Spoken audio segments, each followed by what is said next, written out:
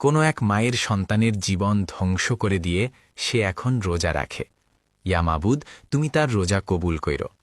আজ সে রোজা রাখে, ভোররাতে সেহেরির জন্য জেগে ওঠে, হাতে তসবি ঘোরায়, ঠোঁটে আয়াত, মনে দোয়া।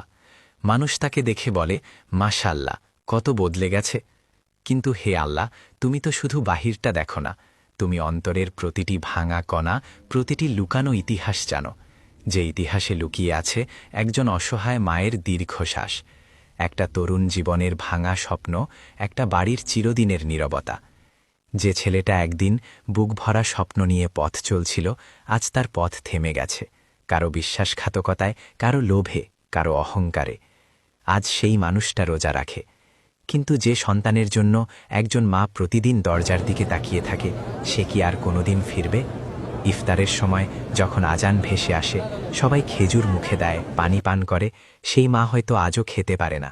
তার গলায় খাবার আটকে যায়, কারণ তার সন্তানের জায়গাটা খালি। রোজা কি শুধু পেটের ক্ষুধা দমনের নাম, নাকি রোজা হলো নষ্ট করা জীবনের হিসাব নেওয়ার সময়?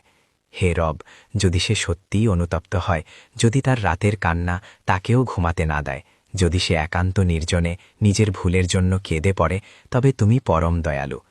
কিন্তু যদি তার রোজা হয় শুধু সমাজের সামনে ধার্মিক সাজার আবরণ, আর অন্তরে এখনও একই কঠিন পাথর, তবে সে তো শুধু ক্ষুধার কষ্টই পাচ্ছে, ইবাদতের স্বাদ নয়।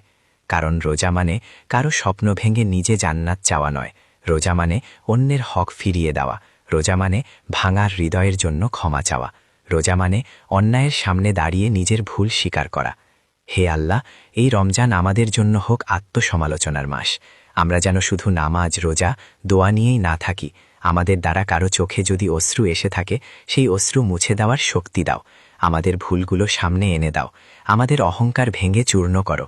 আমাদের এমন তৌবার তৌফিক দাও যে তৌবা মানুষের জীবন ঠিক করে দেয়। ইয়া মাবুদ, আমাদের এমন রোজা দাও যা আমাদের বদলে দেয় ভিতর থেকে, যা আমাদেরকে মানুষের প্রতি ন্যায়বান করে, যা আমাদের হাতকে কারো ক্ষতির কারণ না বানিয়ে কারো নিরাপত্তার আশ্রয় বানায়। আমরা যেন এমন মানুষ না হই যাদের কারণে কোনো মা সারা জীবন কাঁদে, আর আমরা নিজেকে ধার্মিক প্রমাণ করতে ব্যস্ত থাকি। হে রব, যদি আমরা কারো জীবন ভেঙে থাকি, আমাদের সেই জীবন জোড়া লাগানোর তৌফিক দাও। যদি আমরা কারো স্বপ্ন নিভিয়ে থাকি, আমাদেরকে তার আলো ফেরানোর শক্তি দাও। কারণ তুমি ন্যায় বিচারক, তুমি সব দেখো, সব জানো। তোমার দরবারে কোনো অন্যায় লুকানো থাকে না। আমাদের রোজা শুধু ক্ষুধা না হোক, হোক আত্মার বিপ্লব, হোক অন্যায়ের বিরুদ্ধে নিজেরই বিচার, হোক ভাঙা সম্পর্ক জোড়া লাগানোর শুরু। ইয়া আল্লাহ, আমাদের ইবাদত গ্রহণ করো, কিন্তু তার আগে আমাদের অন্তরকে পরিষ্কার করো। আমাদেরকে এমন মানুষ বানাও যার রোজা কারো অভিশাপ নয়,